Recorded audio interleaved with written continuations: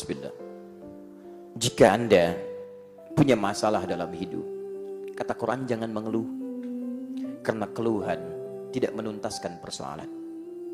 Keluhan tidak membawa solusi dari masalah yang dihadapi. Segera minta tolong kepada Allah. Sebut Allah. Dengan sabar.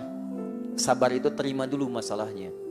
Karena Anda menolak pun tidak mengeluarkan dari masalah. Mau kesini macet, masalah. Anda mengeluh tidak menyelesaikan macet. Macet, memang. Betul. Anda bikin status, TSM macet. Apa status Anda menghilangkan macet? Tidak. Tidak. Anda menjadi beban bagi pengguna media sosial. Teman-teman teruskan. Terima dulu dengan sabar. Setelah itu wassalah. Tunaikan salat. Bahkan minta dalam salat. Dalam sujud, ruku kita bisa minta dari persoalan-persoalan kita. Dalilnya Quran surah 48 ayat ke-29. Bahkan dalam berdiri kita bisa bermohon, memilih ayat yang terbaik. Dalilnya Quran surah ketiga Ali Imran ayat 38 sampai 39-nya. Paling kanan sebelah atas. Tapi maaf, apakah semua orang sholat akan mendapati keringanan dalam sholatnya? Ringan itu maksudnya enak sholatnya, nyaman, tenang? Tidak. Kata Quran, wa innaha lakabiratun illa 'alal khashi'in. Perhatikan baik-baik ya. Al-Quran menyandingkan sabar dengan sholat. Sabar dengan sholat. Tapi ketika menyebutkan yang berat, itu disebutkan tunggal kalimatnya. Wa innaha, ha menggunakan mu'annath. Sabar mudzakkar. Mudzakkar, hu. Kalau Allah mengatakan wa innahu, kesabar.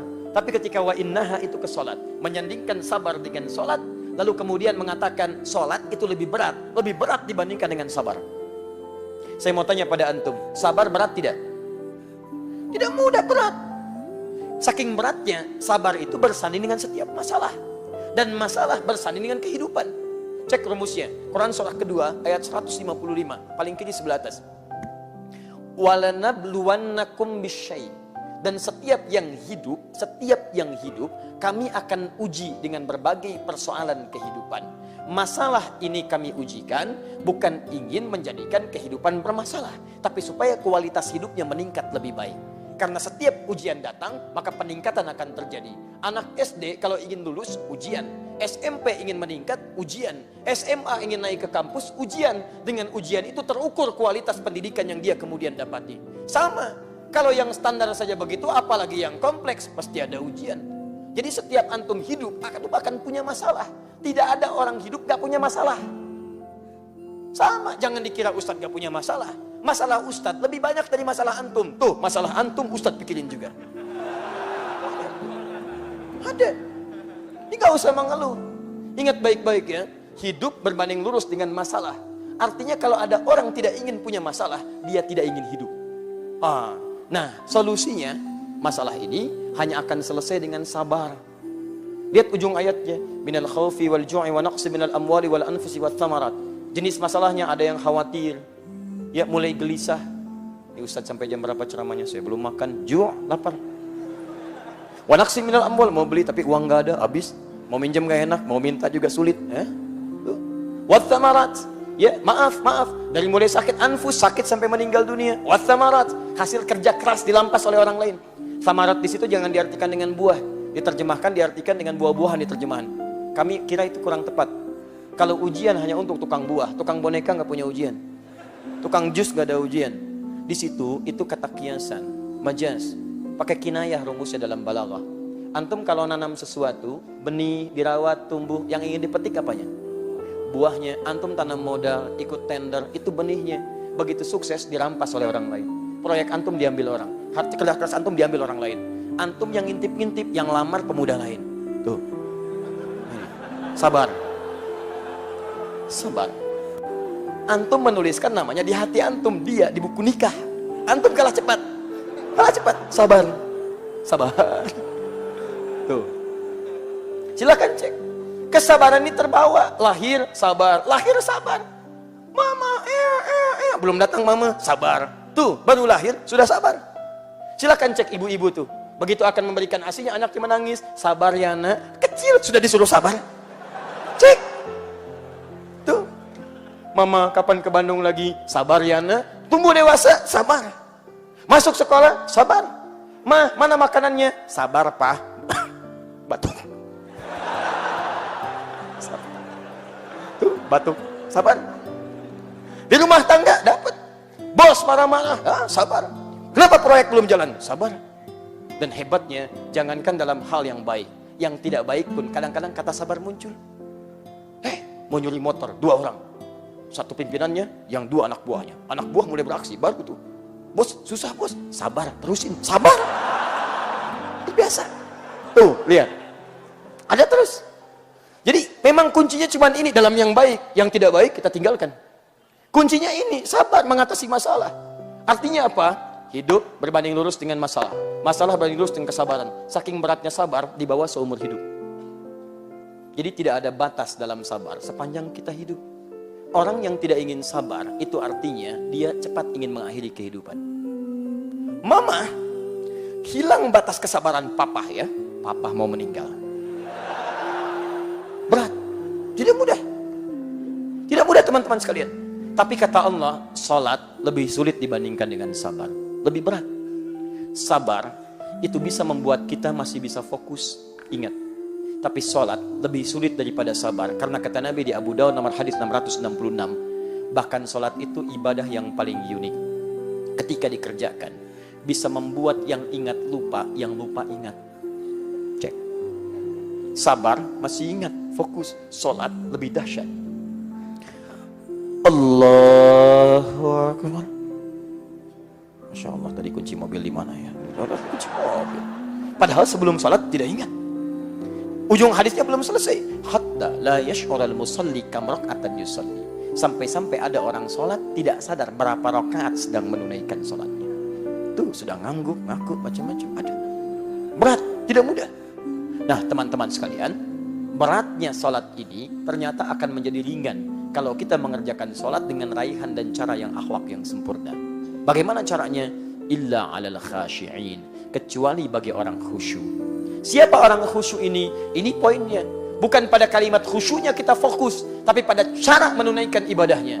Dan khusyuk itulah nanti yang melahirkan akhlak dalam kehidupan. Jadi saya tunjukkan pada antum bagaimana sahabat baru takbir saja sudah tampil akhlak mulianya. Baru takbir. Apa itu khusyuk? Salat yang khusyuk adalah salat yang kemudian nanti melahirkan akhlak yang sempurna. Bagaimana bisa khusyuk? 1. Teruskan ayatnya, ayat ke-46-nya. Alladzina yadhunnuna annahum mulaqu rabbihim. 1. Khusyuk itu bisa dilatih dengan menghadirkan perasaan sebelum salat. Ingat, kalimatnya mudhari'. Mudhari' itu artinya akan, sedang, atau nanti.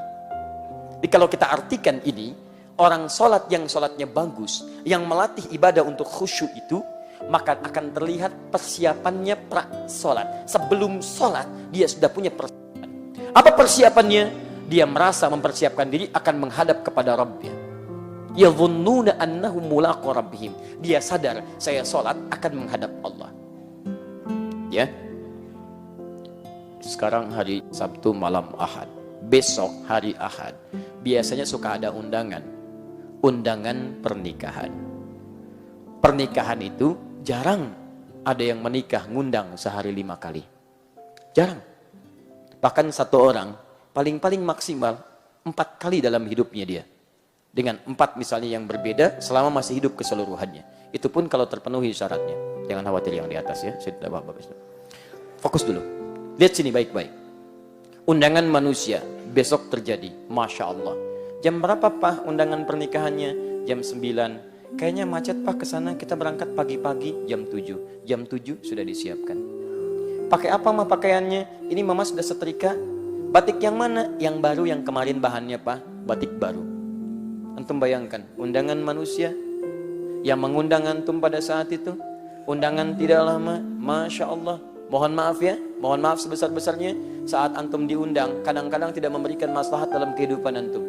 Yang ada paling prasmanan, itu pun sekali. Nambah susah. Cek, silakan cek, datang. Tapi persiapan Anda direncanakan sebelumnya. Tanggalnya mulai dicari-cari, mulai dibulati di kalendernya. Yang paling hebat pakaian disiapkan, jahit dulu, sepatunya baru dan sebagainya. Dan berangkat dengan penuh kedamaian. tentram. Undangan manusia. Yang saat antum diundang, bukan aib, bukan. Ini hanya ilustrasi saja. Kadang-kadang tidak memberikan solusi untuk Anda. Tidak memberikan kebutuhan untuk Anda. Salah belum tentu termaafkan. Dosa belum tentu terampuni dan sebagainya.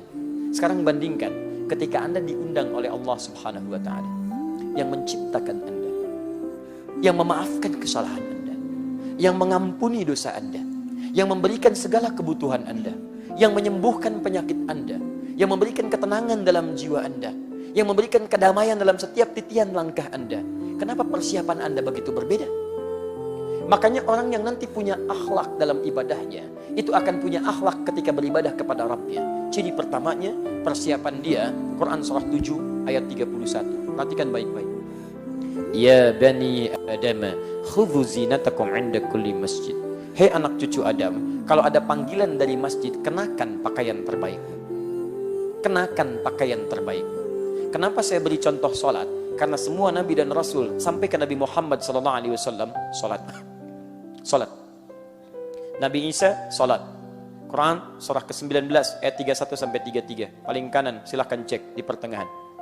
Nabi Ismail bahkan solat sebelumnya. Quran surah 19 ayat 55. Paling kiri di pertengahan. Nabi Musa solat. Quran surah 20 ayat yang ke-14-nya.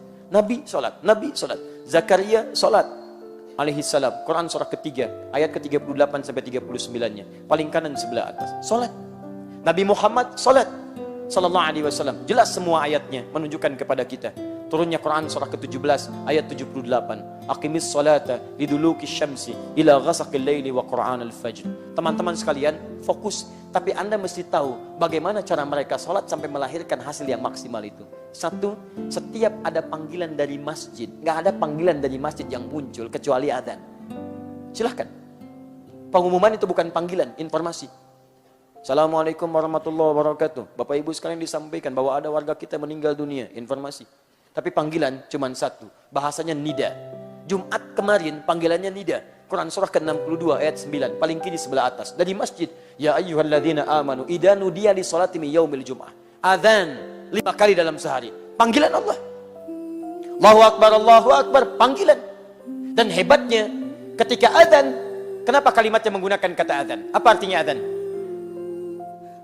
Kalau tidak tahu, katakan. Baik, apa artinya adzan? Adzan. Ada yang mengatakan seakar dengan kata udhun. Bukan cuma panggilan. Udhun artinya telinga. Jamaknya adzan. Kenapa disebut dengan adzan? Karena panggilan ini akan selalu sampai pada orang yang masih punya pendengaran di telinganya. Terdengar. Dan hebatnya, ada penelitian kecil-kecilan menunjukkan hanya lafaz adzan yang tidak berhenti di muka bumi dalam 24 jam. Mesir adzan, selesai Mesir adzan, Libya adzan, selesai Libya Tunisia adzan, Tunisia selesai adzan, Maroko adzan, Maroko selesai Aljazair adzan, nyebrang sedikit ke Prancis, Spanyol, kemudian Italia. Silahkan cek Bandung sekitarannya. Ini adzan, geser sedikit sana adzan, geser sedikit sana adzan, geser sedikit sana adzan. 24 jam berputar. Diingatkan kita, ketika ada panggilan dari masjid, kenakan pakaian terbaik. Silahkan cek antum. Dari sekian sholat yang pernah antum tunaikan, berapa pakaian terbaik yang pernah antum siapkan? Kita mesti malu teman-teman, cek besok ya, cek besok. Maaf ya, ini keyakinan kita dalam Islam. Dan ini istilahnya istilah lembut. Dia jangan marah kalau disebut dengan istilah ini. Misal, musyrik. Orang mau musyrik aja, pakaiannya bagus-bagus. Cek besok tuh. Mau musyrik, ada yang pakai jas. Ya, perempuannya pakai kebaya, anaknya dikepang 2, bawa manisan. Keluar. Hayut dalam penuh kebahagiaan. Antum sudah ada iman dalam jiwa antum. Kenapa ketika dipanggil oleh Allah Subhanahu wa Ta'ala pakaian seadanya? Ya Allah, tolong kabulkan doa saya. Masya Allah, pakai pakaian olahraga. Depannya Ronaldo, belakangnya Messi. Luar biasa. Nggak nyambung antum. Nggak nyambung teman-teman. Ya coba antum, kita bersikap adil lah. Kenapa kita tidak berakhlak terhadap Allah? Sementara Anda menuntut kebaikan-kebaikan dari ibadah Anda. Itu poin pertama.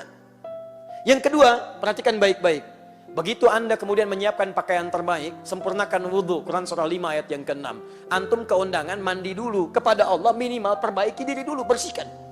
Kenapa itu semua dikerjakan? Teruskan ayatnya. Dan ini menjadi penutup pertemuan kita. Perhatikan baik-baik. Wa annahum ilaihi raji'un. Dan kenapa dia mesti menggunakan pakaian terbaik? Kemudian wudhu dulu, bahkan ada yang mandi dulu. Kalau ingin khusyuk, rasakan. Mungkin saat itulah kemudian menjadi salat terakhir dalam kehidupan Anda. Ini sudah semakin malam. Kalau kita mendengar kalimat raji'un, raji'un, raji'un, apa artinya?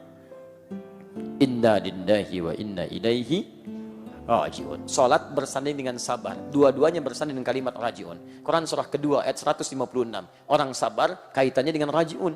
Alladzina idza asabathum musibah qalu inna lillahi wa inna ilaihi raji'un. Teman-teman sekalian, kenapa antum kenakan pakaian terbaik? Wudu dengan baik. Kalau antum ingin khusyuk kata Allah, coba rasakan. Barangkali itu salat terakhir antum.